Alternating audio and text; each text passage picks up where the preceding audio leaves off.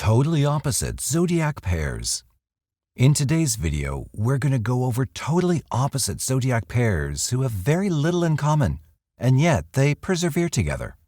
In astrology, many believe that opposites attract, and this is why we're going to explore just how exactly they attract and how they stay together despite being unable to cooperate.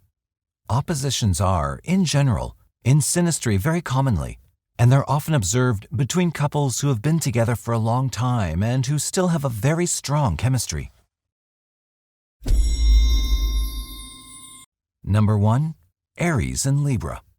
Aries is the leader of the zodiac, the one who dives into the fire head first, the one who shoots first and asks questions later, and Libra is the princess of the zodiac. Libra loves to love, to feel pampered, spoiled, and tender. Aries needs someone who'll be their shotgun buddy, someone who'll not question their reason nor their impulses, and blindly jump behind them in every situation and danger. And Libra is the complete opposite. Libra questions everything, most of all themselves.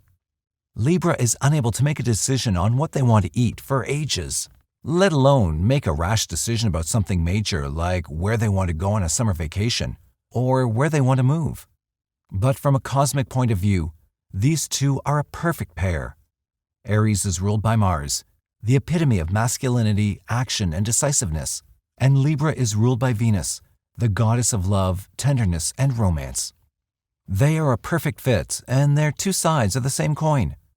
There's not a pair like them, and anyone who knows this couple knows that their chemistry is crazy, and they can't take their hands off each other. Number 2. Taurus and Scorpio. Taurus is the unmovable force of nature. Scorpio is the epitome of change and transformation. Taurus fear the change and likes to live comfortably in the status quo they've built for themselves. Scorpio drowns in the still waters and cannot stay long in the same place or environment. They need constant change and flow to go on. Taurus loves materialistic things that they can touch, smell, and enjoy with their senses. Scorpio can go without all that, as long as their spiritual life is as rich as the richest palaces of long-forgotten kings that ruled over the earth. Taurus doesn't like to move. They are an immovable force of nature, big, sturdy, and tall in stature. Scorpio needs to explore, to flow, to go to the darkest and most secret places in order to find pieces of themselves. Their spirit cannot exist constrained. But despite all that, they are the two halves of a whole. They cannot exist without each other. Taurus provides the material and tangible nourishment, while Scorpio feeds the depths of the soul and provides the food for the spirit. Everyone who knows this couple knows that they are the true power behind every wild force in nature. They are the it couple. Number 3. Gemini and Sagittarius. Gemini is the information bender and gossip accumulator, whereas Sagittarius is the knowledge gatherer and wisdom spreader. These two are often mixed up, for they're so alike and yet so fundamentally different. Gemini has the mental capacity to pile information like it's a dragon's den contained in the mountainside. Sagittarius cannot remember the details at all. They're able to focus on the bigger picture and the bigger picture alone. Gemini is the news bearer, and they like to be the first to know it all and say it all, whereas Sagittarius likes to take in the atmosphere, the whole story, and only then says their 2 cents. Sagittarius has a free spirit, something that Gemini is too fresh to grasp and has yet to learn. Sagittarius is the higher octave of Gemini, and they've come to know that truth can set you free to an extent, but the rest of the way you have to go alone. Gemini is not ready to believe that just yet, but they're always ready to learn and know more. And this is why Jupiter-ruled Sagittarius is a great other half and teacher to a fast Mercury-ruled Gemini. These two go hand in hand like Christmas lights on Christmas Eve. Number 4. Cancer and Capricorn. Cancer, ruled by the gentle and nourishing moon, is the epitome of the mother, and Capricorn, ruled by the harsh and stern Saturn, is the archetype of the father. These two are the parents of the zodiac, and yet they cannot be more different. Capricorn is a stern, dedicated person who finds joy in the fruits of their labor and their accomplishments more than anything else in life, And Cancer is a soft, emotional, and love-oriented goddess who needs to be worshipped and smothered in love. They're so different and often distanced from each other that they almost can't be placed on the same coin at all. Capricorn has grown up in a harsh and desolate environment, so much that they themselves have become harsh and desolate, whereas Cancer has flourished in the moon waters, ponds, and oceans of love and affection that they turned into a mighty sea goddess that carries all life upon her breast and nourishes with love. And what possibly could that kind of a mighty being ask for?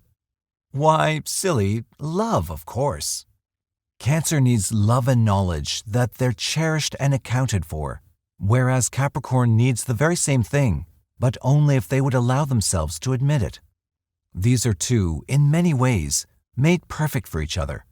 They just need to see it as clearly as the rest of us do. Number 5. Leo and Aquarius.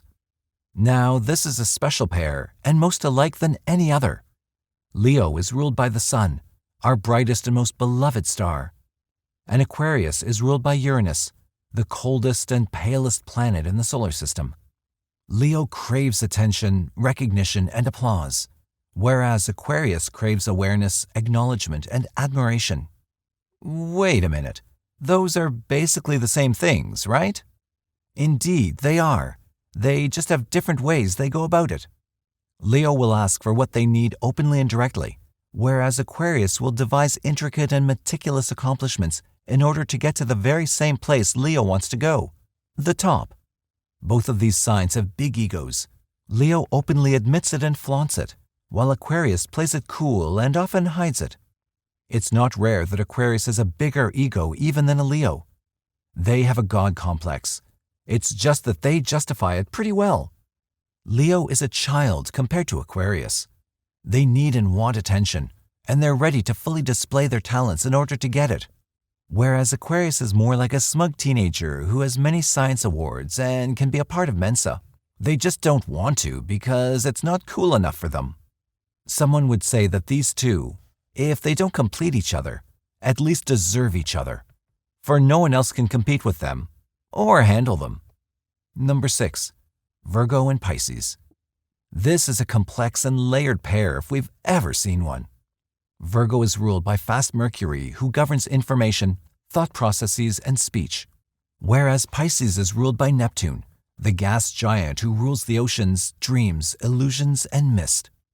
Virgo often gets lost in their own thoughts and overcrowded head, but compared to Pisces, Virgo is an intellectual choir boy. Pisces owns the realm of imagination and all that is impossible.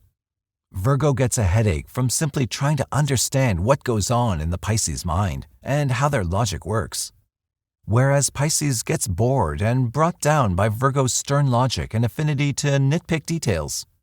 This is a perfect couple for bickering and squabbles. They're unable to agree on anything, ever, and yet they're madly in love and loyal to each other.